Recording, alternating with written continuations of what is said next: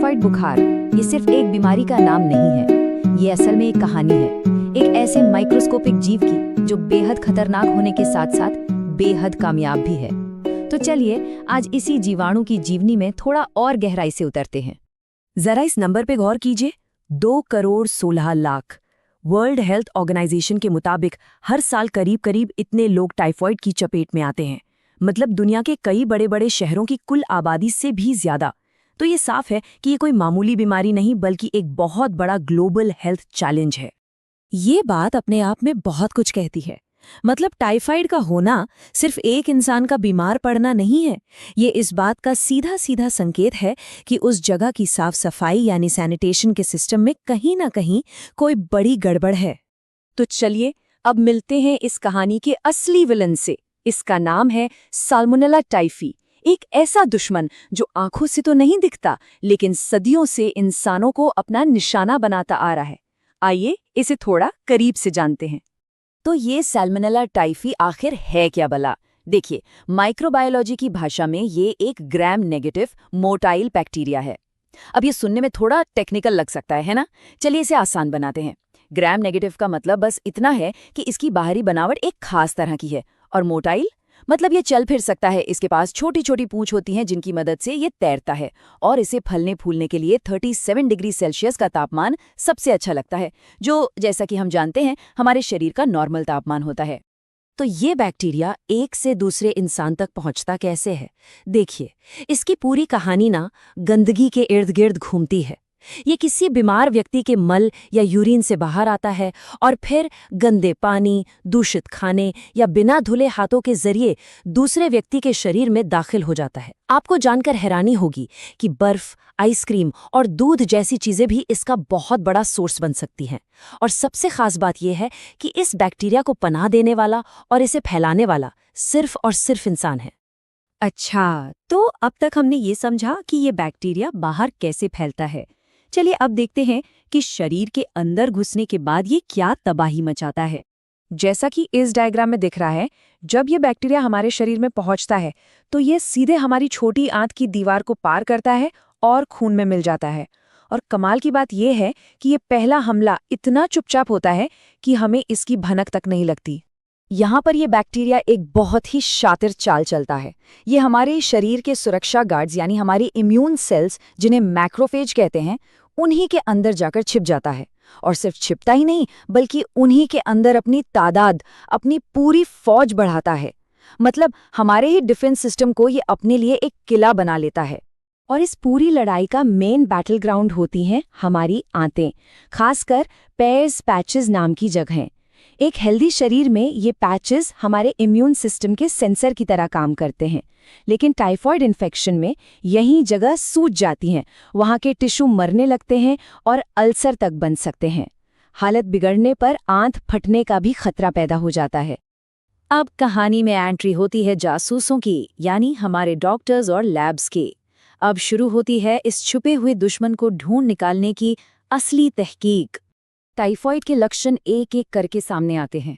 पहले हफ्ते में सीढ़ी की तरह धीरे धीरे चढ़ने वाला बुखार, सिर दर्द और पेट दर्द शुरू होता है।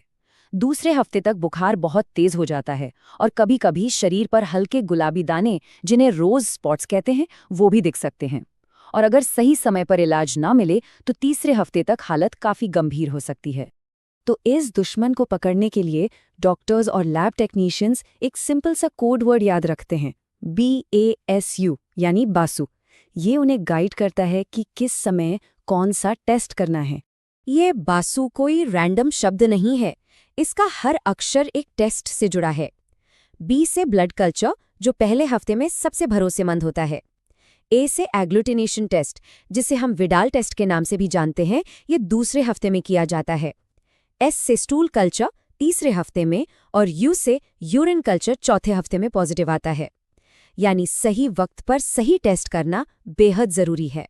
और जब लैब में इस बैक्टीरिया को उगाया जाता है तो ये कुछ ऐसा दिखता है। सैंपल से बैक्टीरिया को इस तरह कल्चर करना ही इन्फेक्शन का सबसे पक्का सबूत होता है, इसीलिए इसे डायग्नोसिस का गोल्ड स्टैंडर्ड माना जाता है। इससे 100% कन्फर्म हो जाता है कि दुश्मन साल्मोनेला टाइफी ही है। लेकिन एक मिनट, यहाँ एक सवाल मन में आ सकता है। विडाल टेस्ट के बारे में तो सबने सुना है, वो तो बहुत कॉमन है। फिर उसकी इतनी बात क्यों नहीं हो रही? यहीं पर कहानी में एक ट्विस्ट है।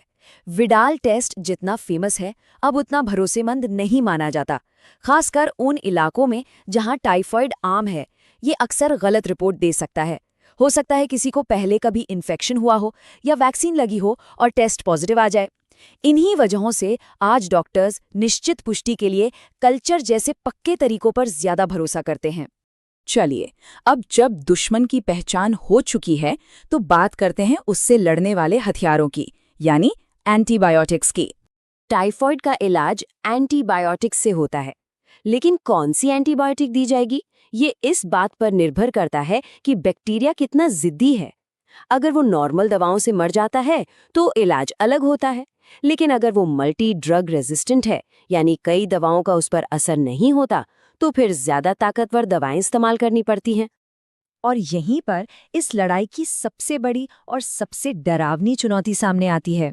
हमारा ये दुश्मन लगातार खुद को बदल रहा है, विकसित हो रहा है। इसने कई आम एंटीबायोटिक्स के खिलाफ एक सुरक्षा कवच बना लिया है। इसी को मल्टी ड्रग रेजिस्टेंस कहते हैं, और आज टाइफॉइड के इलाज में ये एक बहुत बड़ी रुकावट बन चुका है। तो इन सारी लड़ाइयों और दवाइयों की बात के बाद सबसे बड़ा सवाल ये है कि क्या कोई ऐसा तरीका है कि ये लड़ाई लड़ने की नौबत ही ना आए? और जवाब है रोकथाम। टाइफॉइड के खिलाफ हमारे सबसे ताकतवर हथियार असल में बहुत ही साधारण है। साफ पीने का पानी, स्वच्छ भोजन और सबसे जरूरी, कुछ भी खाने या पकाने से पहले साबुन से अच्छी तरह हाथ धोना। ये छोटी छोटी आदतें इस खतरनाक बीमारी को फैलने से रोक सकती हैं।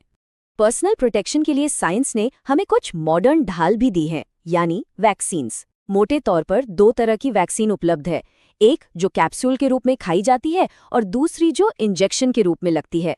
ये टीके लगभग 3 साल तक सुरक्षा दे सकते हैं, और ये उन लोगों के लिए बहुत जरूरी हैं जो ऐसी जगहों पर रहते हैं या यात्रा करते हैं जहां टाइफाइड का खतरा ज्यादा है। तो अंत में ये सवाल हमारे सामने खड़ा है। आज भी लाखों लोग खतरे में हैं। दवा का असर कम हो रहा है।